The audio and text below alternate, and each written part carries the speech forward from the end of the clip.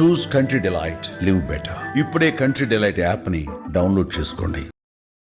December 31 కొత్త సంవత్సరానికి welcome చెప్పే సమయం. ఫ్రెండ్స్తో పార్టీలు, ఫ్యామిలీతో డిన్నర్లు, చేతిలో ఫోన్ తీసి ఇష్టమైన ఫుడ్ ఆర్డర్ పెట్టి ఇంకా ఎంతసేపు అని ట్రాక్ చేసే ఎగ్జైట్మెంట్.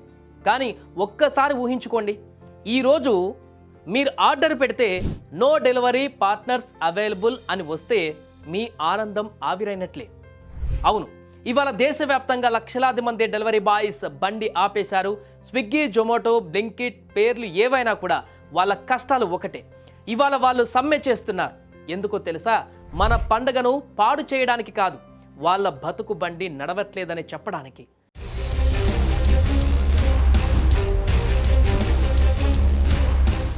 నిజం చెప్పాలంటే డెలివరీ బాయ్స్ కష్టాలు ఎంత చెప్పినా తక్కువే. పెట్రోల్ రేట్లు ఆకాశాన్ని తాకుతున్నాయి, కానీ వాళ్ళకిచ్చే పారితోషికం మాత్రం పాతాళానికి పడిపోయింది. ఒకప్పుడు ఆర్డర్కి ఇంత అని మిగిలేది, ఇప్పుడు కిలోమీటర్లు తిరిగినా చేతిలో చిల్లర కూడా మిగలడం లేదు. పని గంటలు పెరిగాయి. మనం ఆఫీసులో ఏసీలో కూర్చొని అలసిపోతాం, కానీ వాళ్ళు ఎండనక వాననక పొగనక ట్రాఫిక్ నరకాన్ని దాటుకొని మన చేతికి ఆ వేడి వేడి బాక్స్ అందిస్తారు. దానికి వాళ్ళకి దొరికేది ఏంటి? ఇన్సూరెన్స్ ఉండదు, పిఎఫ్ ఉండదు, కనీసం బండి మీద నుంచి పడిపోతే ఆదుకునే నాదుడు కూడా ఉండడు. సామాజిక భద్రత అనేది వాళ్ళ డిక్షనరీలోనే లేదు. అందుకే ఈరోజు వాళ్ళ కష్టాలపైన రోడ్డెక్కారు.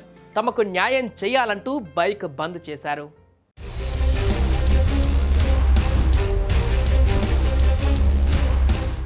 ఇకపోతే డెలివరీ కార్మికుల సమ్మె ఇవాళ న్యూ ఇయర్ వేడుకలపైన తీవ్రంగా పడవచ్చు. కానీ ఒక్క నిమిషం ఆలోచించండి ఫ్రెండ్స్, మనం ఇంట్లో సోఫాలో కూర్చొని టీవీ చూస్తూ పొందే ఈ కంఫర్ట్ వెనక ఒక డెలివరీ బాయ్ చెమట చుక్క ఉంది. వాళ్ళు లేకపోతే మన అర్ధరాత్రి ఆకలి కేకలు ఎవరికి వినిపిస్తాయి? మనకు జ్వరం వస్తే మందులు తెచ్చే బ్లింకిట్ బ్రదర్ రాకపోతే పరిస్థితి ఏంటి? మనం కేవలం సర్వీస్ కోరుకుంటున్నాం, కానీ ఆ సర్వీస్ ఇచ్చేది రోబోలు కాదు, మనలాంటి రక్త మాంసాలు ఉన్న మనుషులే కదా. ఈ సమ్మె కేవలం డబ్బు కోసం కాదు, ఆత్మ గౌరవం కోసం, బతకడానికి సరిపడా కూలి కోసం. సో ఈ న్యూ ఇయర్ నాడు మీ ఆర్డర్ లేట్ అయినా, అసలు రాకపోయినా కోప్పడకండి. వాళ్ళ పోరాటానికి అర్థం చేసుకోండి.